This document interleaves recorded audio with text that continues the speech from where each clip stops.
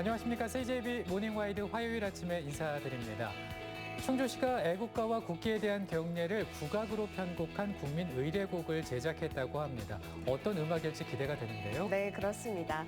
이번 국민의례곡은 충주시립무릎국악단이 편곡하고 녹음했다고 하는데요. 네. 충주시청 홈페이지에서 자유롭게 내려받아 누구나 사용할 수 있습니다. 우리 가락으로 재탄생한 애국가와 국기에 대한 경례. 여러분도 꼭 한번 들어보시고 사용해보시면 어떨까 싶네요. 네, 그럼 화요일 모닝와이드는 뉴스부터 시작합니다. 스토킹 범죄가 기승을 부리고 있는 요즘 충북 옥천군에서도 한 남성이 헤어진 여자친구에게 흉기를 휘두르는 일이 있었습니다. 피해 여성은 복부를 크게 다쳐 치료를 받고 있는데 이 남성은 범행 전 미리 흉기를 준비했던 것으로 드러났습니다. 진기훈 기자입니다. 충북 옥천군의 한 골목. 한 남성이 뛰어들어오고 뒤이어 흰색 승용차가 남성을 추격해 차량에 태웁니다. 이 남성은 헤어진 여자친구를 흉기로 찌르고 달아난 26살 A씨로 딸이 흉기에 찔렸다는 신고를 받고 출동한 경찰에 범행 1시간여 만에 붙잡혔습니다. 사건은 어제 오전 11시 50분쯤 옥천군의 한 아파트 계단에서 벌어졌습니다. 남성은 이곳 비상계단에서 전 연인을 흉기로 공격한 뒤 그대로 도주했습니다. 피는 많이 흘렸어요. 피 자국 이런 것만 봤어요. 초반 사역이 하나 대화로 서있고. 20대 피해 여성은 배에 상처를 입고 곧바로 병원으로 이송돼 현재 치료를 받고 있습니다. A씨는 경찰 조사에서 헤어진 여자친구가 자신을 비하하는 듯한 말을 해 화가 났다고 진술한 걸로 알려졌습니다. 하지만 범행 당시 흉기를 몸에 지니고 있던 걸로 드러났습니다. 과도 비슷한 거예요. 과도. 그때 이제 흉기 구입해서 봤기 때문에 그게 충분하니까요. 경찰은 살인 미수 혐의를 적용해 구속영장을 신청할 방침입니다. CJB 진기훈입니다.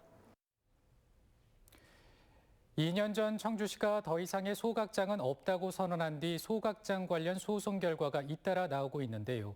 지금까지 결과만 보면 청주시의 초기 대응과 소송 전략이 승패를 갈랐다는 분석입니다. 조용권 기자입니다. 부도로 지금은 운영이 중단된 청주시 북이면의 한 폐기물 소각장입니다. DS 컨설팅은 낙찰받은 이 소각장의 소각량을 2배로 늘려 재가동을 추진했지만 지난 25일 대법원의 최종 판결로 무산됐습니다. 법원은 북이면 일대에는 이미 소각장 3곳이 몰려 있고 주민 건강권과 환경권이 심각하게 위협받을 수 있다고 봤습니다. 여기에 청주시가 처음부터 건축 허가를 내주지 않고 소송에 대응한 게 유리하게 작용했다는 분석도 있습니다. 이것까지 4개가 있는 거랑 마찬가지란 말이에요. 그 안에 우리 북이면민이 살고 있는 거예요. 그 얼마나 힘들겠어요. 한번 생각해 보세요. 대한민국에 이렇게 소각장 많은 데가 있는 것. 반면 청주시가 최종 패소한 대청 그린텍의 경우에는 건축 허가를 내주고 뒤늦게 사업을 막아보겠다고 나선 차이점이 있습니다. 첫 단추를 잘못 꿰는 결과가 강내면에 청주 7번째 소각장 신설로 이어지게 된 셈입니다. 또 클랭코의 경우 소각 용량 초과로 대응했다가 최종 패소한 뒤 소각 시설 무단 증설로 전략을 바꿔 1심에서 결과를 뒤집었습니다. 최종심까지 유지되면 클랭코는 문을 닫아야 합니다. 실질적으로 얘기하기는 어렵지만은 적극적으로 사용을 하느냐, 그거를 하지를 못하고 그냥 일부 후퇴하느냐, 그거에 따라서 향후 그 재판이라든지 이런 데 큰 영향이. 청주시가 무기로 내세운 행정 재량권의 발의 시점과 소송 전략이 소각장 관련 소송의 승패를 가르는 주요한 요인이 되고 있습니다. CJB 조윤광입니다. 지난해부터 코로나19 여파로 고속버스나 시외버스 노선이 줄거나 아예 사라지는 경우가 많은데요. 음성군 감곡터미널도 동서울행 노선이 없어질 위기에 처했습니다. 버스업체 측이 경기도 이천 장호원 터미널로 출발점을 바꾸는 계획을 추진 중인 것으로 알려졌습니다. 박원 기자가 취재했습니다. 음성군 감곡 시외버스 터미널입니다. 동서울행 시외버스 노선의 출발점으로 코로나19 이전 많게는 하루 44회까지 운행됐지만 지금은 승객 감소 여파로 25회로 줄었습니다. 그런데 동서울행 노선이 내년 하반기쯤부터는 아예 사라질 위기에 처했습니다. 감곡 동서울 노선을 운영하는 시외버스 업체가 경기도 이천 장호원을 출발점으로 바꾸는 계획을 추진 중이기 때문입니다.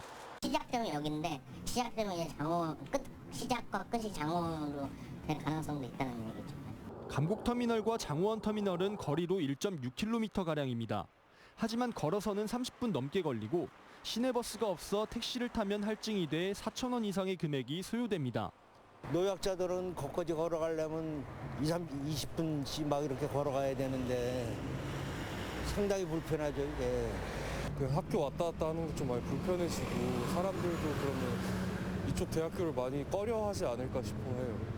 음성군은 버스업체가 내년 신설되는 장호원 터미널로 출발점을 옮긴다면 따를 수밖에 없는 상황입니다. 업체 측에 방문하는 데 설득 중에 있습니다. 그리고 충북도청과 유기적으로 협의하여 대응 중에 있습니다. 장호원으로 이전이 현실화되면 지역에서 각종 불편이 예상되는 만큼 대책 마련이 시급합니다. CJB 박원입니다. 초등학교 선생님들의 체육 수업을 도와주는 스포츠 강사란 직업이 있는데요.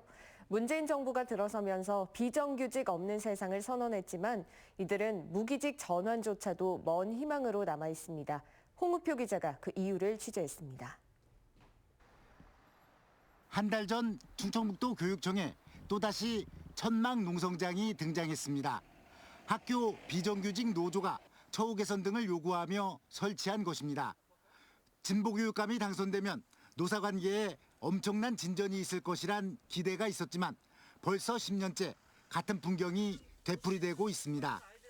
이들 가운데 초등 스포츠 강사는 아예 무기직 전환조차 막혀있는 처지입니다. 학교체육진흥법 시행령에 초등 스포츠 강사를 1년 계약직으로 못 박아 놓은 것입니다.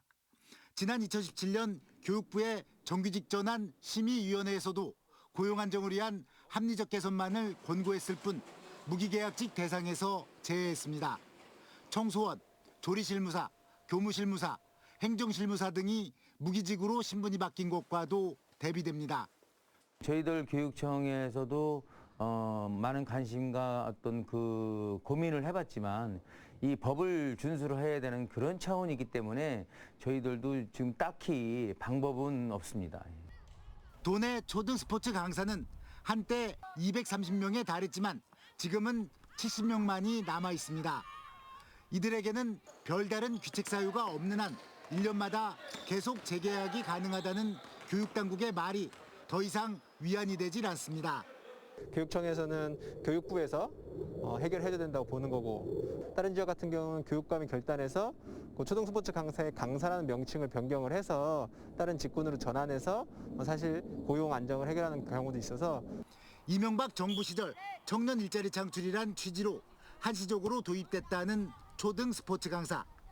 벌써 13년의 시간이 흐른 만큼 일선 교육 현장에 이들의 고용 책임을 계속 떠넘길 것이 아니라 정부가 관련법 개정 등을 통해 적극적인 제도 개선에 나설 필요가 있습니다. CJB 홍우표입니다.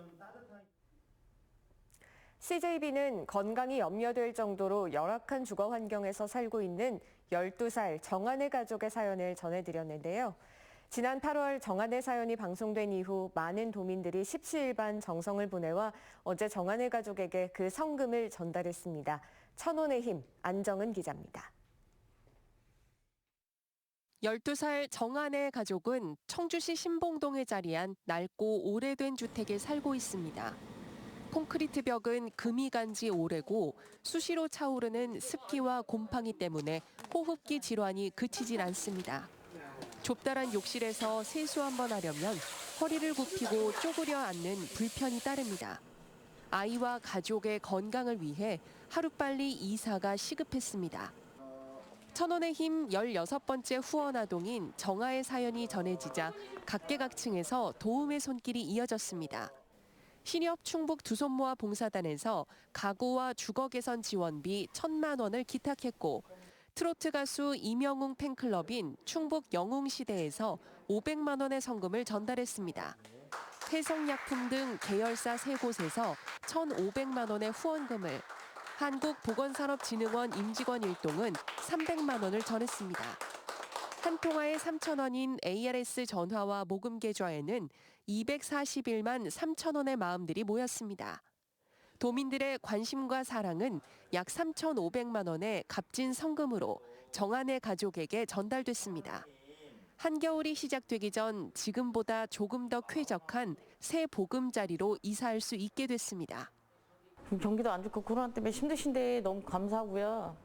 그리고 따뜻한 집에서 살게 해주셔서 너무 감사하고요. 열심히 살겠습니다. CJB는 초록우산 어린이재단과 함께 사랑과 나눔의 실천을 계속 이어가고자 합니다. CJB 1000원의 힘 희망 캠페인은 아이들의 행복한 성장을 언제나 응원합니다. CJB 안정은입니다.